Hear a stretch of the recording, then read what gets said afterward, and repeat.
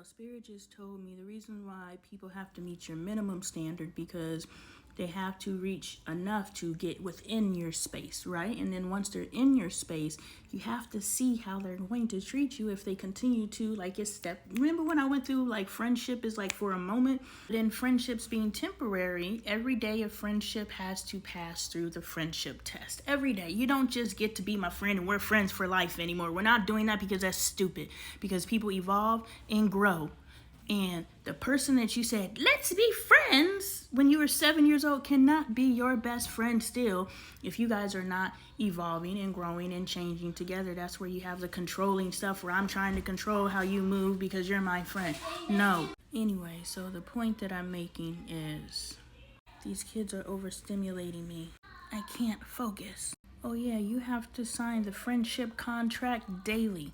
Or interactionally, right? So I may not talk to you daily, but when I do interact with you, you have to comply with my standards of self and those who I choose to surround myself with. And that can change at any given time. And in that change, I will communicate that to you. And you can choose whether you want to comply or you can just go and slide to the next. And that's fine either way, because I'm not holding on to you like you're a piece of property and you're my friend and you can't go anywhere.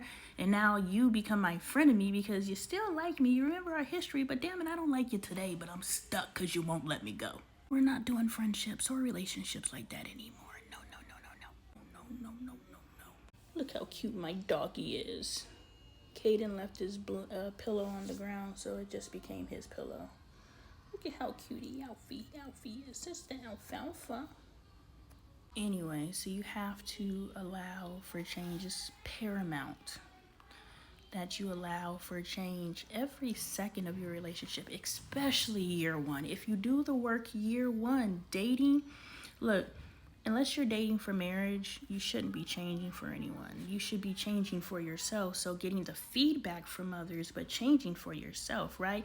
Every relationship interaction, I could speak to someone on a street corner and get something from them in what they said, which triggers a growth opportunity for me. So you don't have to be in a relationship for someone to help you grow. Let's change that. And then we could be like, I changed for you. No, you should have been changing for you. So that is how we're raising our children. We're raising our children to change for themselves and become the best version of themselves. And how do they change? Become the best version of yourself. Right now, I am holding this piece of tissue. Is this the presentation that I want for this video? Is this the best version of myself? No. Can I put a hat on right now? So I want to present the best version of myself? I can say yes, I feel like getting up, or no, shoot, this is what I look like. Why I gotta cover my hair up for y'all? So it's an energy thing too. There's a lot to raising yourself. You know what I'm saying? So raise your kids and you ain't gotta raise yourself. Unless you weren't raised and you gotta raise yourself. But while you're raising yourself, now you can raise your kids. But anyway, change simply is being the best version of yourself. Now, I am not going to go put something on my shoulders. You're going to get this hot shoulder and you're gonna like it. But if you spend your first year not in the lover's bliss, but giving each other tremendous feedback in a loving way, because you have that honeymoon energy on it. Me and Dre used to bump up against each other when we first got together and would just laugh, like, like yell at each other and laugh through it. You know, so while you got that fresh, newlywed energy on you, work through your stuff. I don't like when you eat with your mouth open, babe. I don't like when you shit with the door open, babe. Because you're learning how to live together and be together. But if you allow it to exist past year one, you are now setting the standard for your relationship. The standard where they were able to get in because they met your minimum standard. But now that you live with the motherfucker, you're just like, oh, I don't like that. But if I say something, I'll hurt his feelings. So I'm going to tolerate my spouse. We don't want to tolerate our spouses anymore.